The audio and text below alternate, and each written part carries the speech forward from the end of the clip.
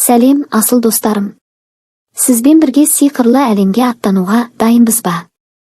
Бүгін біз ерекше ертегіге саяхат жасаймыз. Арнамызға жазылып алыңыз, себебі алда бұдан да ғажайып оқиғалар күтіп тұр. Баяғы заманда сиқырлы таулар мен күміс өзендер арасында орналасқан бір керемет елде Гүлстан патшалығы өмір сүріпті.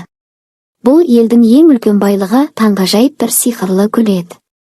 Бұл гүл тек бір рет қана, 1000 жылда бір гүлдеп, патшалыққа мейірім мен бақыт әкелетін. Гүлстанның ең аяулысы Аяру ханшайым еді. Ол өте қайырымды, ақылды және жүрегі таза қыз болатын. Елге әрдайым көмек көрсетіп, әділеттілікті қорғап жүретін. Халық оны ерекше жақсы көрді. Бірақ бір күні бақыттың тұмарына айналған сиқырлы гүл жоғалып кетті. Ел дүрлігіп үмітсіздікке бой алдырды. Сол сәтте батыр ханшайым Аяру: "Мен өзім гүлді табамын. Өз еліме қайтадан бақыт әкелемін", деп ант берді. Ол жалғыз өзі ұзақ сапарға шықты. Алдымен ол тұманды орманнан өтті. Бұл орманда адасқандарды табу қиын болатын. Бірақ Аяру ханшайым ақылы мен сабырлы мінезімен жол тауып кетті. Содан кейін ол күміс гүлге келді. Көлдің ортасында ғажайып арал бар еді, бірақ оған жету үшін жұмбақ сұрақтарға жауап беру керек болатын.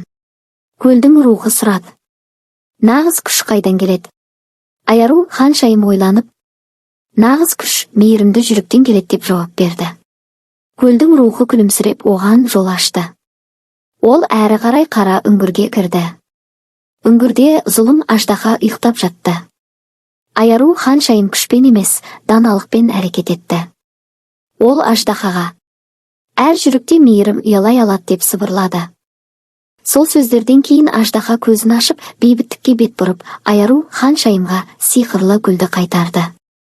Аяру ханшайым гүлді қолына алып Гүлстанға оралды. Ел қуанышқа бөленді.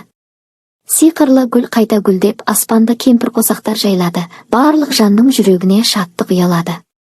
Осылайша батыр Аяру ханшайым өзінің қайсарлығы, мейірімі және ақылы арқылы бүкіл патшалықты құтқарып қалды. Қымбатты көрерменім, егер бұл ертегі сіздің көңіліңізге жылу сыйлаған болса, арнаға жазылуды ұмытпаңыз. Әлі алда сиқырға толы сансыз қызықты оқиғалар бар. Келесі ертегіні жіберіп алмау үшін міндетті түрде арнаға тіркеліңіз. Сіздің әрбір қолдауыңыз бізге үлкен шабыт береді. Рахмет, кездескенше.